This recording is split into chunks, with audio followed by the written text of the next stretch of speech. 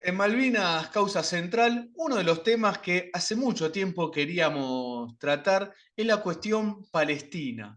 Siempre decimos, Malvinas, Palestina, la lucha es la misma, pero muchas veces desconocemos en profundidad lo que pasa en Palestina y la lucha de, cuando me refiero a la lucha en Palestina, en profundidad. A eso me refiero, todos sí conocemos la resistencia y la valentía del pueblo palestino.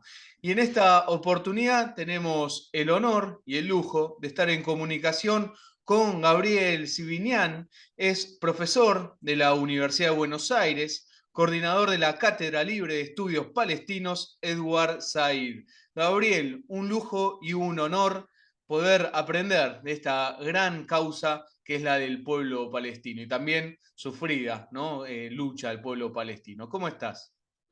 Muy bien, Juan. En realidad el honor es para mí poder formar parte del programa a través de esta entrevista. Un programa que es muy difundido aquí. Yo estoy en Zona Sur también, con Urbano Sur de la Universidad Nacional de Lanús. El observatorio también es muy conocido, así que para mí es un honor que me hayan invitado al programa. Muchísimas gracias. Y Gabriel, si nos tenemos que situar, uno habla de Palestina. ¿Dónde tenemos que comenzar para empezar a aprender y a entender lo que pasa? Bueno, yo creo que comenzamos justamente por uno de los lugares indicados, si no el más. Es un lugar en términos geopolíticos muy importante, Palestina. Es una pequeña superficie de no más de 28.000 kilómetros cuadrados, no llega a 29.000 kilómetros cuadrados, muy pequeña. A mí me gustan estos paralelismos por una cuestión didáctica establecer para con una audiencia que tal vez desconozca la referencia de que si Palestina estuviese aquí en Argentina, si fuese una provincia argentina, sería como Misiones, una de las más pequeñas junto con Tucumán. Es un pequeño territorio, pero que está en una situación, en un lugar geopolíticamente muy importante porque está en la costa oriental del Mediterráneo, en el levante mediterráneo, por otra parte, en la zona de confluencia de las tres grandes masas continentales, o dos, si no le damos a Europa la entidad de continente, en la masa afro-euroasiática. En ese lugar de confluencia se ubica Palestina, y ha sido, por tanto, como tantos otros pueblos de la región que han habitado, digamos, a lo largo de la historia de la humanidad, sometida a sucesivos dominios imperiales. Bueno, los últimos, lamentablemente, el británico y el israelí, ¿no? Que es el que está en vigencia, lamentablemente, hoy en día. Y justamente en esta invasión, ocupación de los dos estados que estás mencionando, empecemos por el británico, porque eso deriva al actual. ¿Es así, Gabriel? Claro, es así. En realidad, el proyecto de colonización, de conquista y colonización de Palestina antecede por unas décadas al Imperio Británico. Palestina estuvo bajo dominio turco-otomano en los últimos 4 siglos, desde 1517 hasta 1917. Esos son 4 siglos de dominio turco-otomano sobre Palestina y sobre todo el Oriente Árabe y sobre toda la región del sudoeste de Asia. Pero luego, hacia 1917, con la toma de Jerusalén por el general Allenby, comienza el dominio británico sobre Palestina, que se va a ir extendiendo, que primero es un dominio por la fuerza a través de la conquista militar y que luego, con la creación de la Liga de las Naciones, la Sociedad de las Naciones, los británicos entienden de darle algún viso de formato legal o de legitimidad internacional y se crea el mandato. Las potencias triunfantes en la Primera Guerra Mundial no adhirieron al colonialismo directo, sino que generaron estos modelos de mandato y Palestina quedó bajo mandato británico. Eso sucedió con los pueblos de la región, entre Francia y Gran Bretaña se repartieron la región del Levante árabe, y a Palestina, lamentablemente, para su destino le tocó ser mandato británico y es allí, en apenas 3 décadas, entre 1917, que comienza de facto el dominio británico sobre Palestina, y 1948, cuando los británicos se retiran de Palestina, cuando va a surgir fuertemente en el seno del territorio palestino, en el seno del pueblo de Palestina, el protoestado sionista, ¿no? Básicamente, lo que hoy en día es el Estado de Israel se constituye fundamentalmente en esas 3 décadas. Surge un Estado dentro de ese otro Estado del mandato británico de Palestina. Esto también está muy bien aclararlo, porque habitualmente se plantea como que la identidad palestina no existía. Sin embargo, justamente los propios colonialistas le nominan de esta manera, y en el marco de ese mandato británico de Palestina surge el protoestado que va a devenir Estado de Israel, y lamentablemente no ha surgido al día de hoy todavía un Estado palestino independiente. Ahí, Gabriel, recuerdo, estamos conversando con Gabriel Sibinian, que es profesor de la Cátedra Libre de Estudios Palestinos Edward Said. Gabriel, ahí cuando se instala este dominio británico, ¿qué instalan? ¿Un gobierno? ¿Instalan también algún instalaciones militares? ¿Cómo es ese proceso? Bueno, eso es muy interesante, Juan. Hay que, insisto en este asunto de establecer los parangones, los paralelismos, lo que hacen los británicos. En realidad ya el imperialismo europeo estaba con presencia en la región del Oriente Árabe, de Palestina y en realidad de todos los dominios otomanos, a través del proceso de incorporación al mercado mundial capitalista. En algunos casos, a través de la dominación directa. Gran Bretaña arrebató directamente al Imperio Otomano el dominio sobre Egipto, ¿no? Más allá de que formalmente luego Egipto siguió formando parte del Imperio Otomano, pero era un protectorado británico. Los franceses se apropiaron directamente a través de la fuerza de Argelia, de Túnez, luego los italianos otro tanto. Eh, pero a lo que me refiero es que ya había una presencia previa, a través del dominio directo en muchos casos, otras veces a través del dominio indirecto, y siempre a través de sus inversiones. Lo mismo que hicieron aquí en Argentina por esos tiempos, ¿no? Fines del siglo XIX, principio del siglo XX, modelo agroexportador, a nosotros a través de un dominio indirecto, a través del proyecto oligárquico, por supuesto, pero un dominio económico al fin. Solamente que aquí la potencia hegemónica era Gran Bretaña. Allí, en la región de Palestina y en el sudoeste de Asia, las potencias estaban en disputa: Francia, Gran Bretaña, Alemania, previa a ser derrotada en la Guerra Mundial. Pero ya había presencia del capital imperialista y de la política imperial en la región, solamente que Palestina, lo que estamos tratando nosotros ahora, estaba todavía bajo el dominio turco-otomano. Cuando son derrotados los otomanos y se apropian directamente del territorio, bajo este formato de protectorado, de mandato, digamos, el título legal es el mandato, lo que hacen es básicamente lo que han hecho en distintas partes del mundo. Lograron continuar el proyecto de conformación de la infraestructura, redes ferroviarias, redes de carreteras, presencia militar, la infraestructura también relativa a un gobierno civil y militar. Y bueno, una de las cuestiones centrales porque hay muchos mitos, yo creo que a lo largo de la charla los iremos derribando en la medida que vamos pudiendo. Hay muchos mitos relativos a que el sionismo, como movimiento nacional del pueblo judío, luchó contra el mandato británico y fue una fuerza anticolonial. Eso es una falacia lisa y llana.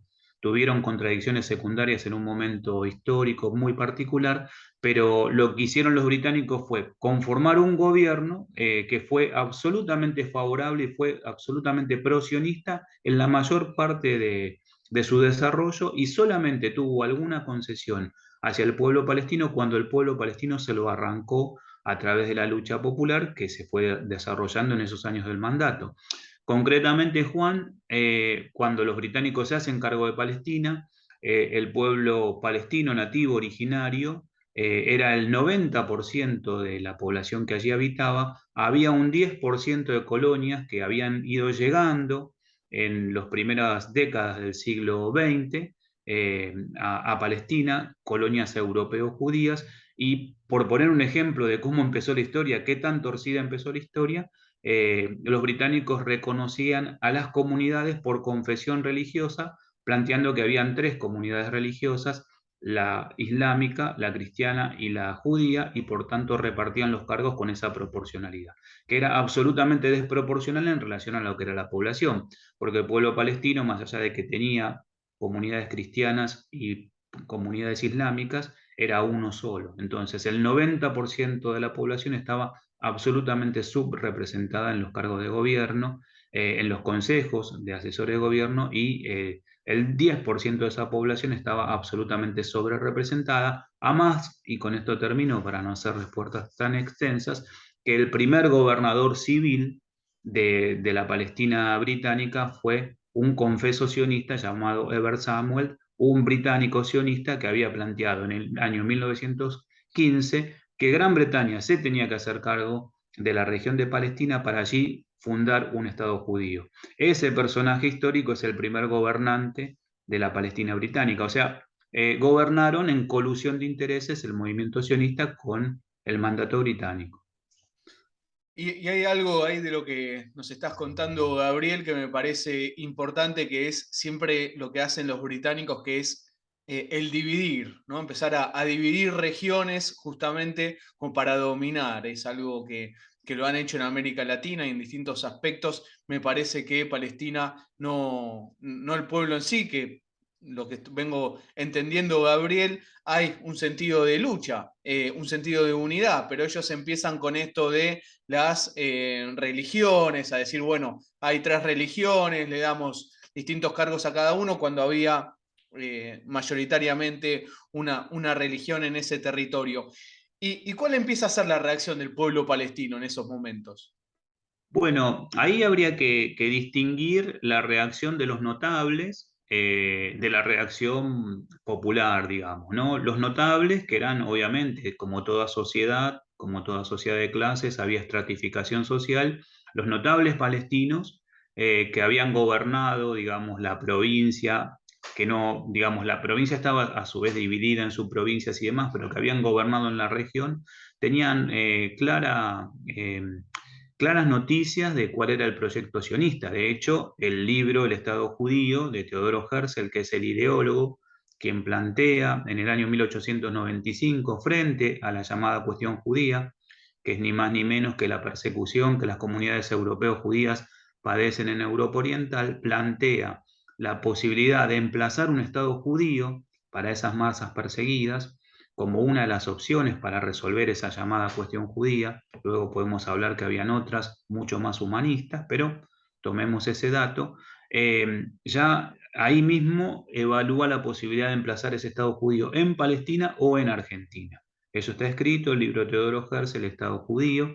Los notables palestinos tenían noticias de esto, se enteran automáticamente, digamos, con la publicación del libro y su difusión.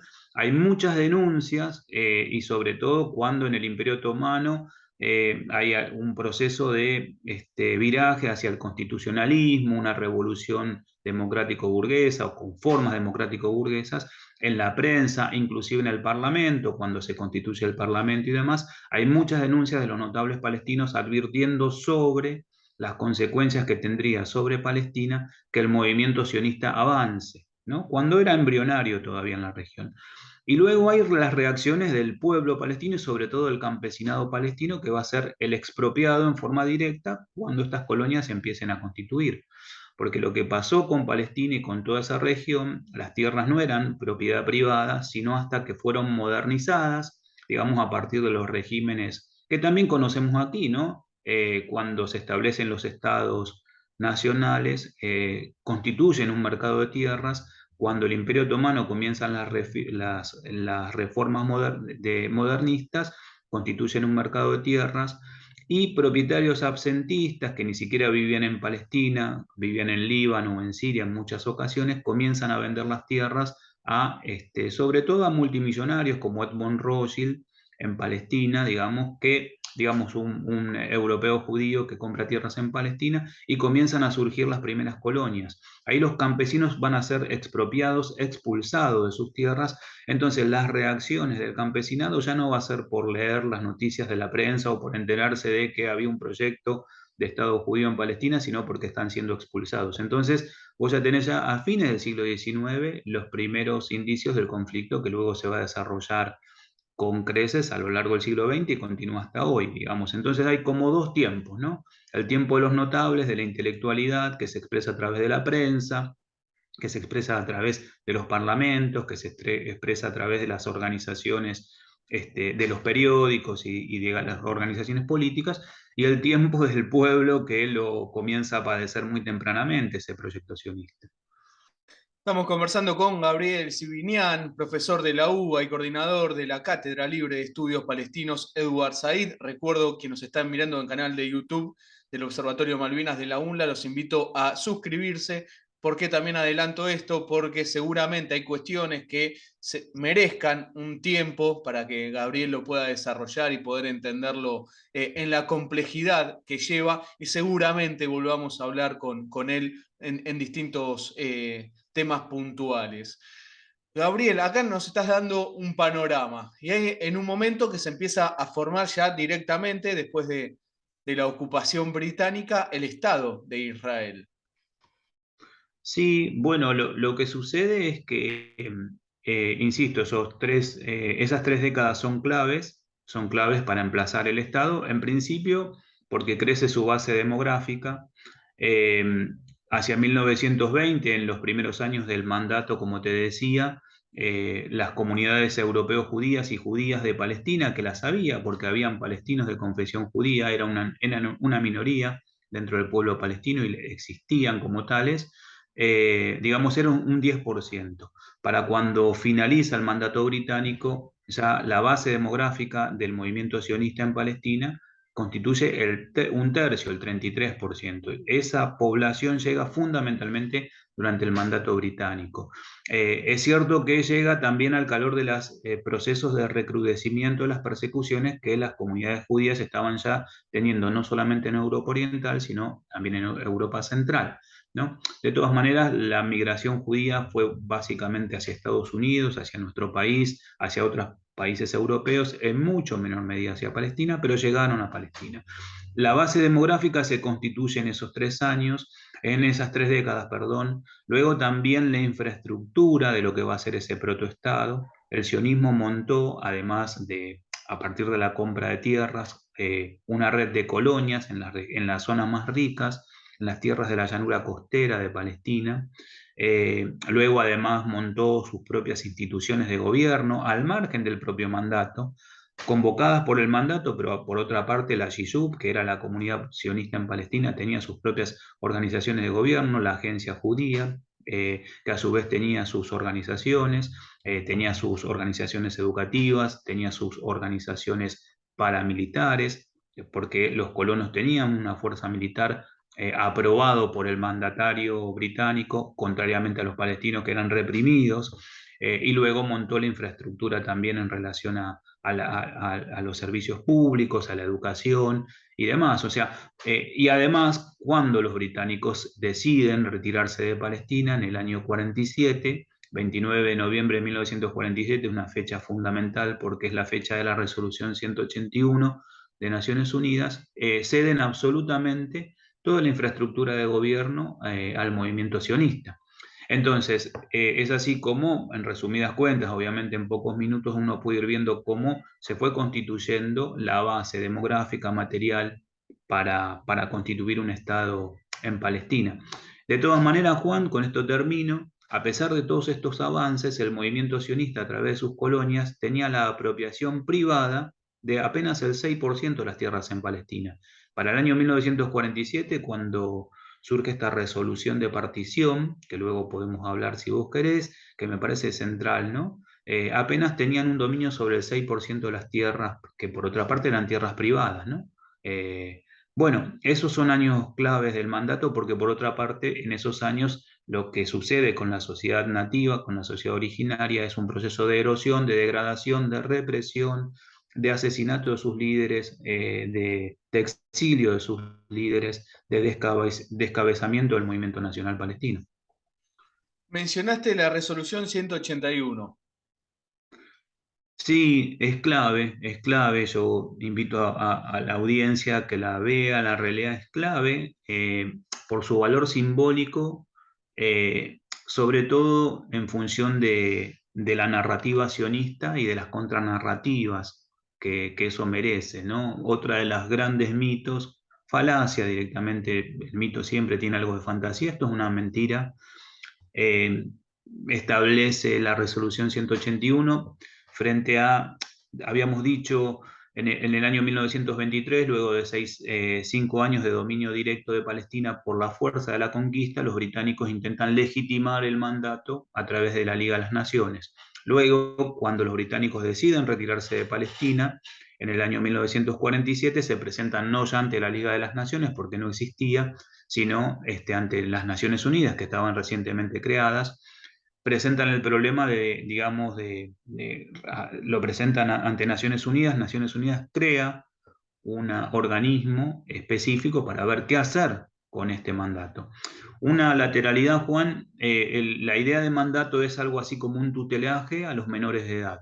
Los británicos y franceses se atribuyeron la condición de mandatarios de los pueblos que no estaban en condiciones de autogobierno, ¿no? Y cuando lograran la mayoría de edad para gobernarse, ahí les iban a dar la independencia. Con este criterio se presentan ante Naciones Unidas diciendo que las funciones por las cuales había sido creado el mandato estaban concluidas y que Naciones Unidas decidiera qué hacer en una situación de conflicto abierto ya, ¿no? Entre una comunidad nativa originaria que rechazaba la presencia del otro movimiento nacional que venía a fundar un Estado en su territorio. Lo que hace Naciones Unidas es una resolución que es una recomendación, y esto es muy importante aclararlo, es una recomendación de partición del territorio en 2 estados.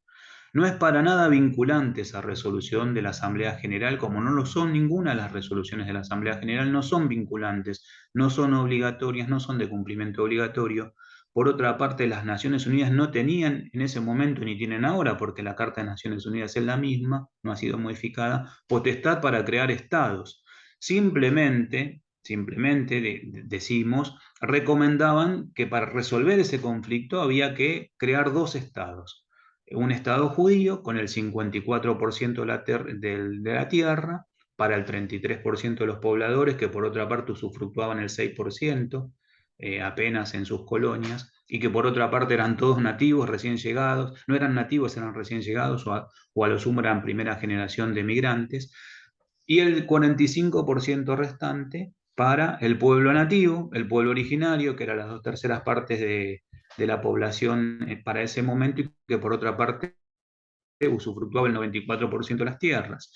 El 1% restante era Jerusalén y los lugares santos de, digamos, las zonas aledañas, que debía quedar bajo jurisdicción internacional.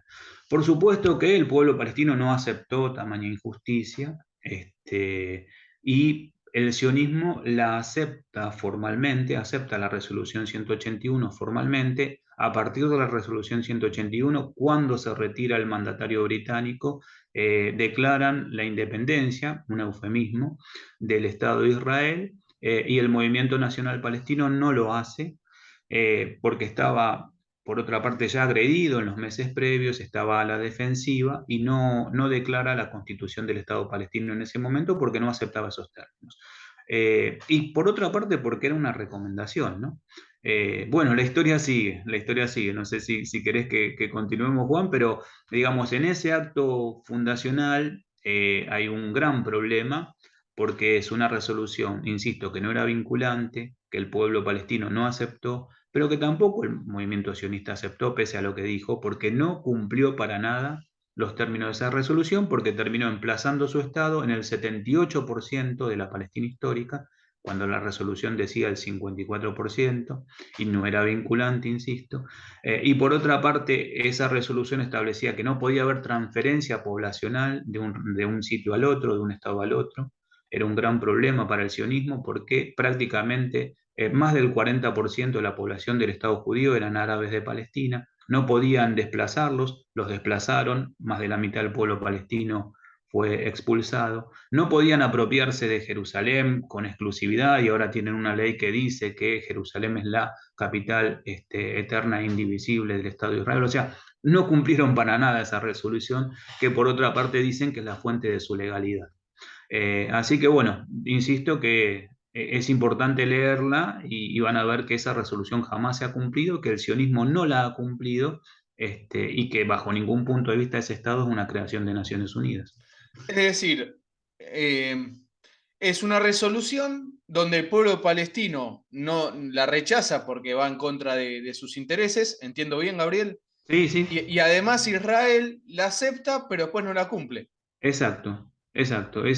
Si tuviese que mejor sintetizado, Y, imposible. y el no cumplirla implica invasión al territorio, más invasión del que ya tiene, que se entienda esto, ¿no? Pero invasión hacia el territorio palestino, o sea, no cumple nada, avanza, sigue avanzando para más territorio. Y ahí es, y acá Gabriel, corregime si digo algo completamente equivocado, digo, hago las entrevistas con este fin, para aprender y entender. Ahí es también donde empieza a aparecer lo que es la famosa franja de Gaza, todo el territorio donde Israel va avanzando. Bueno, cuando el Estado de Israel queda instaurado en Palestina, cuando se genera ese enclave en Palestina y se formaliza, debió haberse, si hubiese cumplido la letra de esa resolución, insisto, que no era vinculante, pero supongamos que hubiesen dicho, nosotros aceptamos esto, y fundamos nuestro Estado sobre el 54% de la Palestina histórica. Lo que sucedió ahí es que en realidad ya no se estaban cumpliendo los requisitos previos, ya los palestinos estaban siendo expulsados de su tierra previo al 15 de mayo del 48, cuando el sionismo declara la independencia. Ya previamente habían habido masacres en lo que se conoce como el Plan Dalet. No son consecuencias no deseadas, ¿eh? Si uno analiza los proyectos sionistas, insisto, desde Teodoro Herzl en 1895 en adelante, aun cuando no habían definido que Palestina fuese el territorio donde emplazar el Estado judío, ellos sabían que el Estado tenía que ser un Estado étnico, exclusivo y excluyente. Entonces, donde fuese que lo emplazaran ese Estado, iba a ser un Estado para judíos. Esto lo dice Herzl en 1895 en su diario, y luego hay infinidad de documentación de distintos líderes sionistas en distintas situaciones, congresos, entrevistas o lo que fuesen, donde planteaban que en realidad el Estado iba a ser para los judíos. Trasladado a 1948, tiene como consecuencia que previo a la instauración de ese Estado ya estaban expulsando palestinos de ese 54% de territorio que la ONU en principio, a través de su recomendación, les había otorgado, que en realidad la ONU no tiene esa potestad. O sea que las masacres y las persecuciones a los palestinos empezaron antes, empezaron durante el mandato británico. La limpieza étnica de Palestina, como la llama Ilan Pappé, empezó todavía bajo mandato británico. Ante esa situación, cuando se retiran los británicos, se sabía que el movimiento sionista se iba a hacer de la totalidad de Palestina, iba a ocupar el 100% de Palestina, porque tenía un poder militar mucho mayor que el movimiento nacional palestino. ¿Qué sucede ahí? Los estados árabes recientemente creados, Siria, Líbano, recientemente en algunos casos con años simplemente, 2, 3 años que tenían de creación, 5 años o en algunos casos 15, Siria, Líbano, Jordania, Egipto, Irak, entran en Palestina, pero no, como dice el sionismo, para ahogar en sangre al recientemente constituido Estado de Israel. Eso es otra de las mentiras. Lo que hacen los estados árabes es entrar a ese 45% del territorio en el cual debió haber sido emplazado el Estado palestino. Y hay batallas por ese 45% del territorio, los estados árabes lo que logran es retener apenas el 22%. O sea que el Estado sionista se crea sobre el 78% de la Palestina histórica. Jordania ocupa Cisjordania y Jerusalén Oriental. Egipto ocupa la Franja de Gaza, territorios que están distanciados, ¿no? No están conexos. Allí sobreviven los palestinos, otros quedan dentro del Estado de Israel. Hoy en día el 20% de la población del Estado de Israel son palestinos, del 48, así se lo llaman. Una quinta parte de ese Estado está constituido por esa base demográfica, y luego hay muchos otros palestinos, la mitad del pueblo palestino está fuera de Palestina histórica. Voy a lo que vos decías, Juan. Eh, Gaza y Cisjordania constituyen el 22% de la Palestina histórica no ocupada en el 48. Hasta 1967 la Franja de Gaza va a estar bajo dominio egipcio, y Cisjordania bajo dominio jordano, con Jerusalén Oriental incluida. Es allí donde debería emplazarse hoy en día el Estado palestino. El Estado palestino hoy debería ocupar el 22% de la Palestina histórica. Ocurre que en el año 1967, una nueva guerra, el Estado de Israel triunfa en esa guerra, la guerra de junio de 1967, y ocupa la totalidad de Palestina, expulsa a los egipcios de Gaza, expulsa a los jordanos de Jerusalén Oriental y de Cisjordania, y no solamente ocupa el 100% de la Palestina histórica, sino que además ocupa el Sinaí egipcio, ocupa las alturas del Golán sirio y ocupa unas granjas al sur del Líbano, o sea, se expande mucho más que, que la propia Palestina histórica. Por acuerdo con Egipto devuelve el Sinaí, pero nunca acuerda con Siria la paz y hoy en día todavía ocupa las alturas del Golán y territorios del sur del Líbano, ¿no?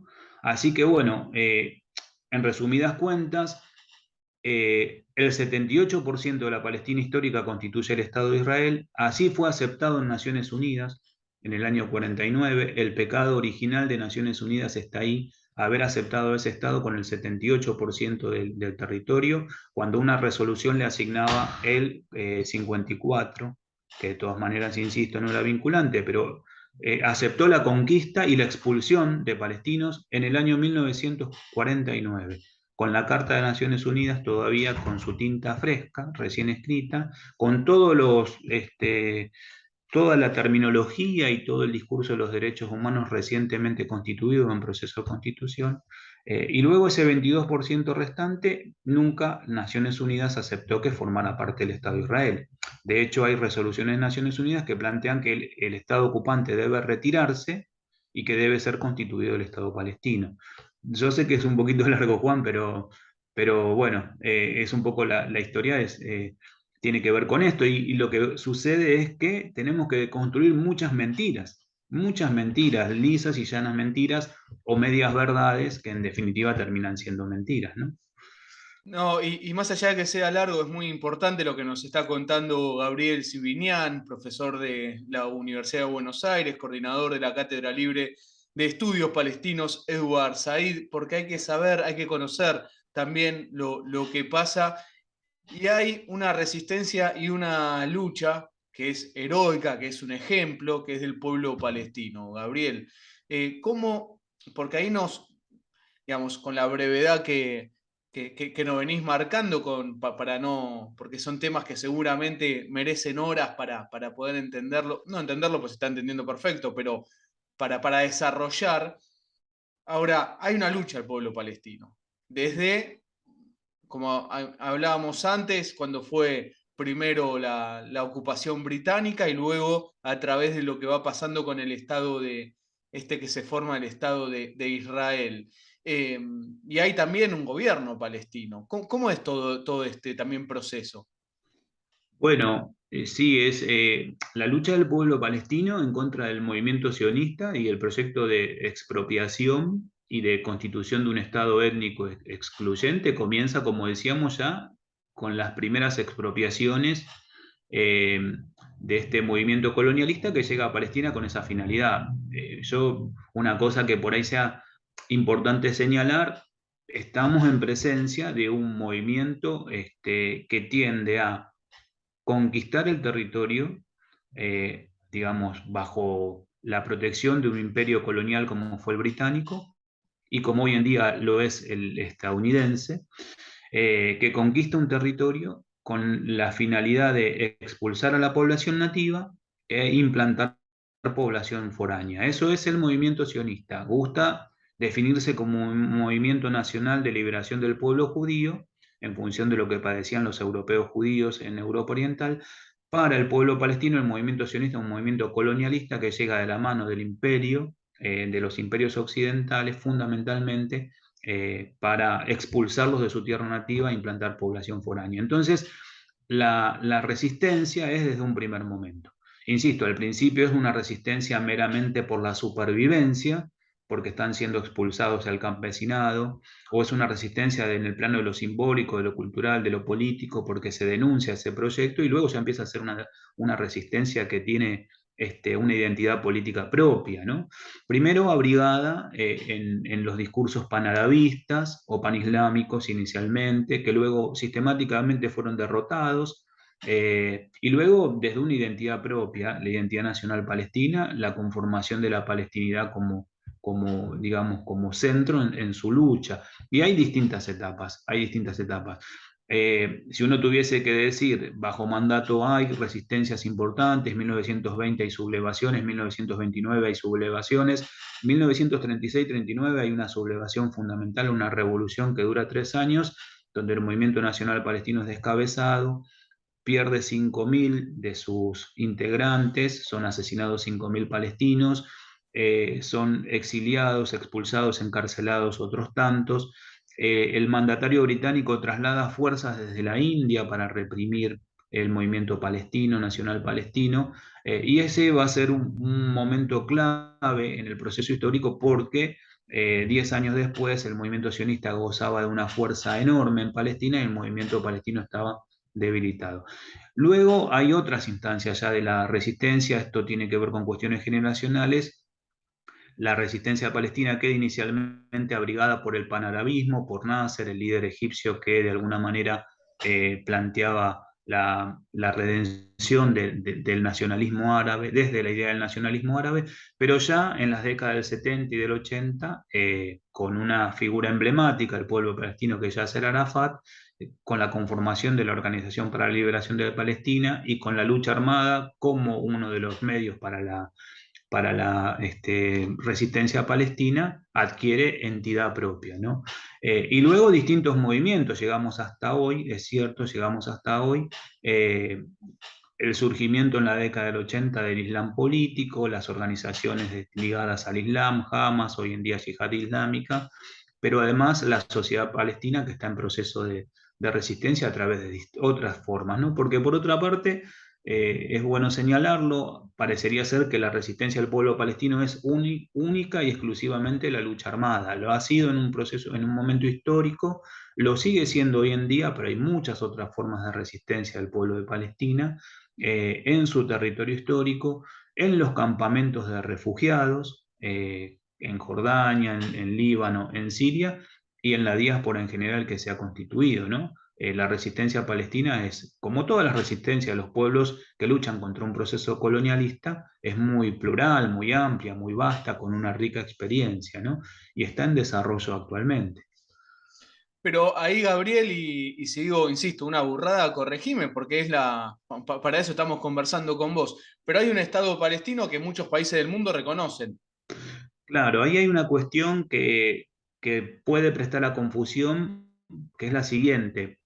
En el año 1988, la OLP, en un congreso en Argel, la OLP había sido expulsada, primero de Jordania, luego de Líbano.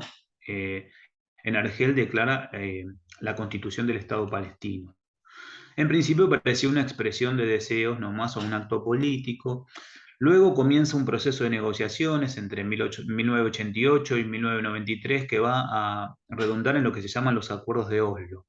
Fíjate, Juan, que estamos hablando de un momento histórico fundamental, que es cuando cae la Unión Soviética, el bloque socialista, cuando el mundo se torna unipolar, con la intervención básicamente de los Estados Unidos como mediador, deshonesto mediador, se conforman los acuerdos de Oslo, en donde el Estado de Israel por primera vez reconoce una contraparte palestina, porque hasta ese momento los habitantes de Palestina eran árabes, no reconocían la palestinidad, a más que al principio ni siquiera reconocían que ese territorio estaba poblado, ¿no? Hablaban de un desierto, de una tierra sin pueblo para un pueblo sin tierra. Luego reconocen que había gente, eran los árabes, luego terminan reconociendo que son palestinos. Y por otra parte, la OLP reconoce al Estado de Israel, ¿no? En el 78% de la Palestina histórica. Así como lo había hecho Naciones Unidas, lo hace la OLP. Esos son los acuerdos de Oslo, que son acuerdos absolutamente amañados por el conquistador, digamos. El conquistador israelí ahí establece los temas que se van a tratar, los interlocutores que pueden participar, los plazos, las formas. Lamentablemente fue así, el mundo estaba absolutamente desbalanceado justamente a favor del Estado de Israel y sus alianzas estratégicas con los imperios occidentales. De los acuerdos de Oslo, lo que termina surgiendo es la Autoridad Nacional Palestina.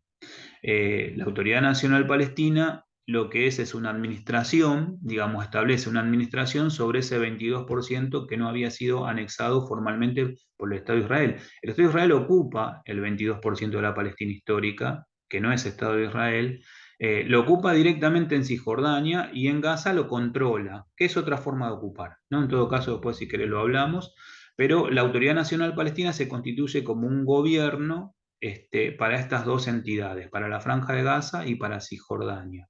Pero sucede que no tiene los atributos para gobernar efectivamente. Sin embargo, en una nueva instancia de lucha, que se da en este caso en el plano diplomático, por eso decía el pueblo palestino lucha en distintos ámbitos, también en el ámbito diplomático, lo que hace la Autoridad Nacional Palestina, que en realidad es un órgano de la OLP, es solicitar a los distintos estados el reconocimiento, porque los estados se reconocen así. No es que los estados los reconoce Naciones Unidas de una vez y para siempre, sino que se reconocen a través de los acuerdos que establecen con otros estados. Entonces, un conjunto de estados, entre los cuales está el Estado argentino, reconocen el Estado palestino en el año, se declara el Estado palestino en ese territorio en el año 2010. Y en el año 2011, el Estado Nacional Argentino y luego los estados sudamericanos, recordemos qué tiempos corrían por el año 2012 en nuestro continente, ahí sí favorables al pueblo de Palestina, van reconociendo uno a uno y en distintas partes del mundo se reconoce ese Estado palestino. Eh, Hoy en día el Estado palestino ha sido aceptado en Naciones Unidas como un Estado, digamos, no miembro. Es una entidad bastante particular. Hay 192 Estados miembros de Naciones Unidas y hay 2 Estados no miembros que de todas maneras pueden participar de los distintos órganos de Naciones Unidas, como son el Estado palestino y el Estado del Vaticano. Hoy el Estado palestino es uno de ellos, no es un miembro pleno de Naciones Unidas, pero ha sido reconocido por gran cantidad de países y eso le ha abierto determinados ámbitos también de lucha. Por ejemplo, accede a presentar demandas ante la Corte Penal Internacional porque ha firmado el Estatuto de Roma. Entonces ahí se abre otro canal que tiene que ver con el campo de los derechos humanos y las denuncias de violación a los derechos humanos en el marco de los organismos de Naciones Unidas. Pero es cierto lo que vos decís, Juan, cuesta para alguien que recién está llegando al tema, porque efectivamente hay un Estado palestino proclamado, pero que no es soberano, no es soberano. No es soberano en su territorio porque de hecho no controla absolutamente ninguno de las palancas fundamentales, no controla la entrada y salida a su país, no controla las fronteras, no controla su espacio aéreo, no controla su espacio marítimo, no tiene una fuerza armada, no tiene, o sea, está subsumido al poder de un tercer estado que es el Estado de Israel, ¿no? Gabriel, en breve volveremos a conversar para meternos de lleno en la actualidad de Palestina, digo, de lo que está resistiendo el pueblo de Palestina. Hace poco hubo unos tremendos bombardeos allí, así creo que es un tema que merece un tiempo también importante para poder aprender. Pero ya vendemos de alguna manera la nueva charla que tendremos, pero contanos porque vos estás justamente en la Cátedra Libre de Estudios Palestinos Edward Said en la Universidad de Buenos Aires, sos un militante de la causa, estamos saliendo este programa de radio en la Universidad Nacional de Lanús, en la Universidad Nacional de General Sarmiento, en la Universidad Nacional de Entre Ríos, en la Universidad Nacional de Tierra del Fuego, es decir, en varias universidades. Hay público universitario y público no universitario, pero justamente para quien quiera meterse más en tema, cómo es la cátedra, dónde pueden conseguir más información, contanos un poco de esto. Bueno, muchas gracias Juan también por eso, porque muchas veces se olvida de plantear estas cuestiones que también son importantes en la medida que un colectivo de personas estamos empujando dentro de nuestras fuerzas y posibilidades esta causa y todo lo que tenga que ver con la divulgación es muy importante. Nosotros somos una cátedra libre de la Facultad de Filosofía y Letras de la Universidad de Buenos Aires y por tanto tenemos 3 ejes de trabajo, ¿no? El trabajo académico de investigación que nos cuesta y mucho porque obviamente ninguno de nosotros es rentado ni mucho menos, pero producimos conocimiento. De hecho hemos sacado un libro, digamos en el año 2018. Otro de los ejes de trabajo es la docencia en el ámbito universitario. Ofrecemos cursos, seminarios sobre la Nakba, que es la catástrofe del pueblo de Palestina. De hecho, hay un curso que comenzamos el próximo lunes 5 de septiembre, de 4 clases, que después te paso el flyer y si podés nos ayudas a ¿Cómo no? difundirlo. Cursos ya, digamos, para los estudiantes regulares de las carreras o cursos para extensión, que es la otra pata de nuestro trabajo. La pata académica, la pata de la docencia, la pata de extensión y divulgación. Por tanto, por el hecho de ser una cátedra libre. Y en ese sentido, en cuanto a lugar, espacio, sea académico, no sea académico, universitario, terciario, docencia o lo que fuese, o ámbitos barriales, centros culturales, organismos de derechos humanos, sindicatos, en todo lugar en donde nos convoquen para trabajar la temática, para aportar nuestro conocimiento, estamos dispuestos a hacerlo, ¿no? Tenemos una página de Facebook, tenemos una página también, tenemos un espacio en Instagram que no está tan activo, pero también nos pueden ubicar ahí como Cátedra Eduard Said, también en Twitter y demás. No es nuestra fortaleza las redes, pero bueno, de todas maneras, si se quisieran contactar con nosotros o a través tuyo también, tenemos presencia. Es importante, me estaba olvidando decirlo, que a partir de esta trayectoria que lleva algo más de una década, hemos ido a dar clase a muchas casas de estudio. Vos nombrabas recién alguna de ellas, pero hemos trabajado en la UNICEN, hemos trabajado en la UNDAP, nos han invitado en alguna oportunidad, en la Universidad Nacional de Jujuy, en la Universidad Nacional San Juan Bosco de la Patagonia, la Universidad Nacional del Comahue, Universidad Nacional de Mar del Plata. Hay cátedras Eduard Said, hermanas nuestras, en cada uno de estos lugares, o sea que es una red de cátedras que está trabajando en ese sentido, ¿no? Y bueno, cualquier espacio que se nos ofrezca, nosotros lo tomamos porque tiene que ver con dar la batalla o aportar a esta batalla en un ámbito específico, que es el ámbito académico, que era un ámbito vacante. Sabemos de la enorme asimetría del poder en la cual estamos dando esta lucha. Es un paralelo desde otro lugar, obviamente, infinitamente más sencillo, más humilde, que la enorme asimetría de poder que también con el cual el pueblo palestino resiste al proceso de colonización sionista. Y en ese sentido intentamos un aporte al respecto. Y contámonos quién era o quién fue Edward Said. Bueno, es importante también eso, Juan. Vos tiraste un montón de temas que, como vos decís, podríamos estar, cada uno podría hacer una clase, una entrevista. Yo creo que Edward Said, es muy importante su figura. Fue el principal intelectual palestino, indudablemente, del siglo XX, y el principal intelectual que ha dado el pueblo palestino, me atrevo a decir yo. Bueno, fallecido en el año 2003, pero que fue también fue un exiliado de la Nakba, ¿no? En el año 1948 debió abandonar Palestina histórica. Su familia era una familia cristiana. Los palestinos también son cristianos, pese a la tipología, ¿no? Hay una minoría cristiana muy importante de palestinos. Fue educado en Egipto, luego en los Estados Unidos, en la literatura comparada, y obviamente que a partir de la tragedia que había pasado su pueblo se interesó por la literatura que se producía fundamentalmente en el Imperio Británico y francés en el siglo XIX respecto al llamado Oriente Medio. Y a partir de estudiar eso, vio una tipología digamos, una matriz que se iba repitiendo y la conceptualizó a través de una categoría llamada orientalismo, que es algo así como una anteojera. Es una empresa de conocimiento franco-británica, viola estadounidense. Esto nos suena mucho a nosotros porque también se aplica para nuestros pueblos de América y para todos los pueblos que han sufrido la colonización o el neocolonialismo, ¿no? Una enorme anteojera para ver a través de los ojos de los europeos, a esos pueblos. La categoría orientalismo, el libro orientalismo es fundamental en Said y es un puente hacia otras realidades coloniales, neocoloniales o postcoloniales, pueblos que han abandonado el colonialismo.